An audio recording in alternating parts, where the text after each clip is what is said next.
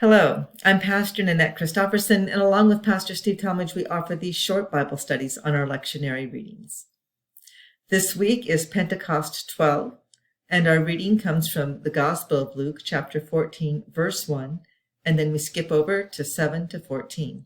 I like to refer to this chapter or this particular reading that we have today as table manners.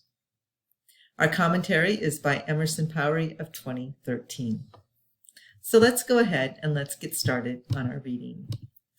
So I don't know why, but many times the lectionary writers who write the lectionary leave out verses. So in our reading today, oftentimes you might see it as Luke 14, 1 through 14, but for whatever reason, we read the first verse and then we skip on down to 7 through 14.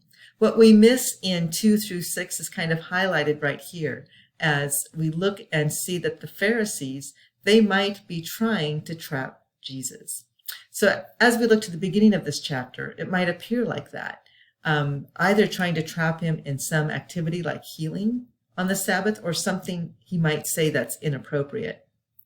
But here, after Jesus heals someone on the Sabbath, which happens in verses 2 through 6, there's little to no reaction to Jesus's activity.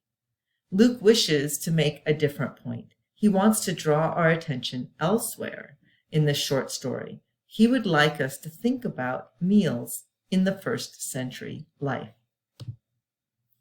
So let's turn our Bibles and open them up to Luke chapter 14, verse 1, and then 7 to 14, or you can follow along on the screen.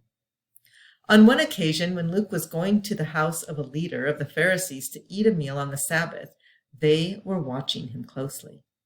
When he noticed how the guests chose the place of honor, Jesus told them a parable. When you are invited by someone to a wedding banquet, do not sit down at the place of honor in case someone more distinguished than you has been invited by your host. And the host who invited someone more distinguished than you may come and say to you, "Give this person your place." And then in disgrace, you would start to take the lowest place. But when you are invited, go and sit down at the lowest place, so that when your host comes, he may say to you, "Friend, move up higher." Then you will be honored in the presence of all who sit at the table with you. For all who exalt themselves will be humbled, and those who humble themselves will be exalted. He said also to the one who had invited him, "When you give a luncheon or a dinner, do not invite your friends or your brothers or your relatives or rich neighbors, in case they may invite you in return, and you would be repaid.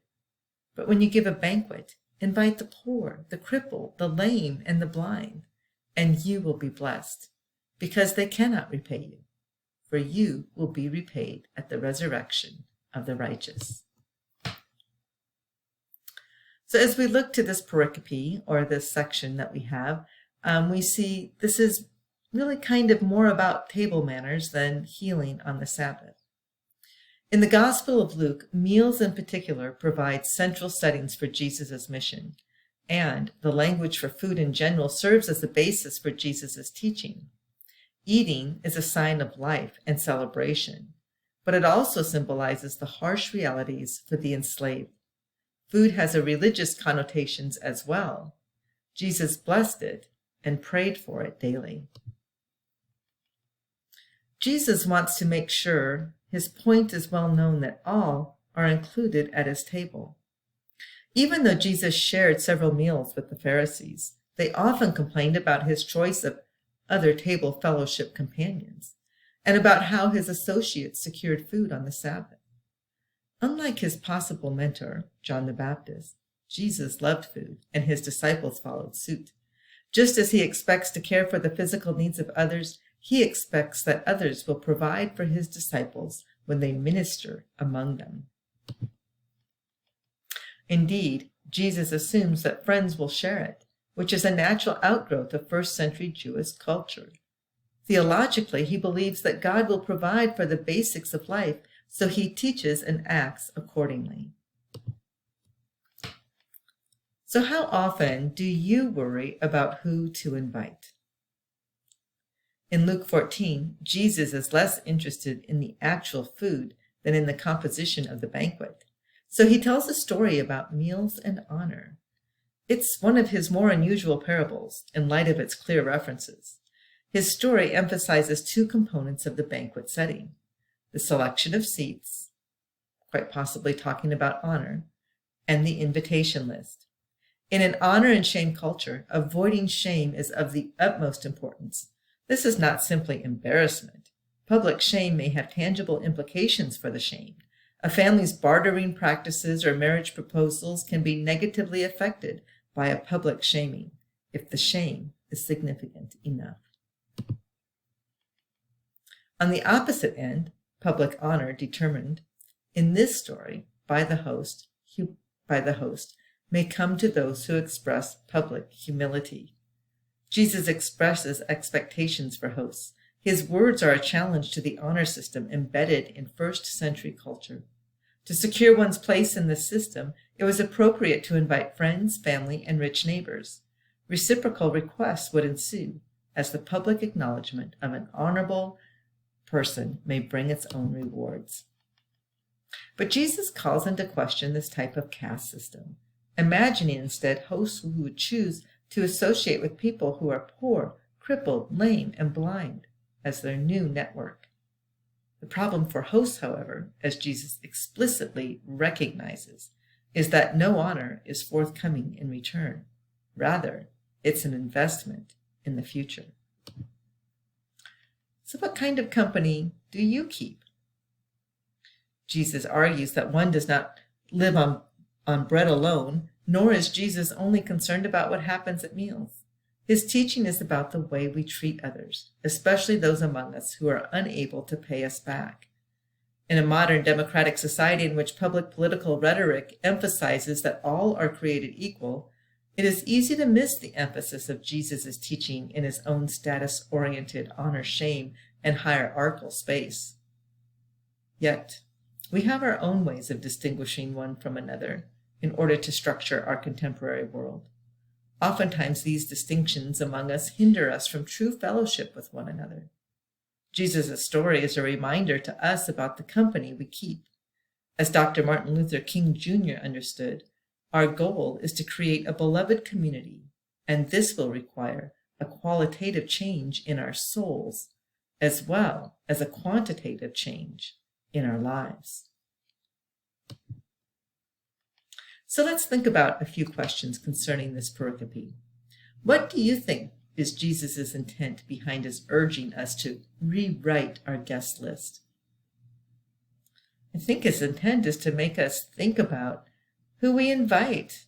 It's so easy to invite the people we know, but how easy is it to invite a stranger and welcome them in? What is the difference between lunch at a local diner and the sort of banquet he describes today? Perhaps lunch at a local diner is a little bit easier than the sort of banquet he describes today. The sort of banquet he describes is one that there's been all kinds of preparation and a special meal that a diner might not have. With whom do you normally share a meal? Think about the people you share meals with. And when have you sat down to eat with someone from a different social class? Think of the last meal you shared with another. Does sharing a meal change you, your relationship, your experience of the world? How have you known this to be so? Jesus brings to us a great challenge, because oftentimes it's very difficult to sit down with someone from a different social class because most of the people you know are in your same social class. But one of the things that our church does that I think is really wonderful, they do, Club of Christ does many wonderful things, but I think the iHelp ministry allows us an opportunity, for women anyway, to sit down to a meal with people who are experiencing homelessness, to listen to their story, to treat them as humans. So often people just ignore them on the streets and don't even look at them as human. iHelp is an opportunity for us to really be a listener and share and have our eyes open through their stories. I think meal sharing does change us, and especially when we have meals that are shared family style, where you have to pass things, ask people for things, and it changes your relationship with one another. You get to know others and you hear what their life is like, and so it changes us. I hope that you have an opportunity to think about some of these questions this week. And if you've never shared a meal with someone from a different social class, why? And if you would like help in sharing a meal with someone from a different social class, we have a couple areas through Family Promise and through iHelp. And there are other ways too I'd be happy to help connect you with.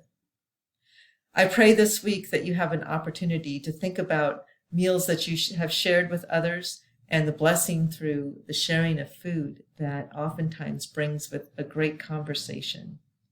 So during this week, may you have an opportunity to share a meal and to be changed by that relationship that is brought to that meal.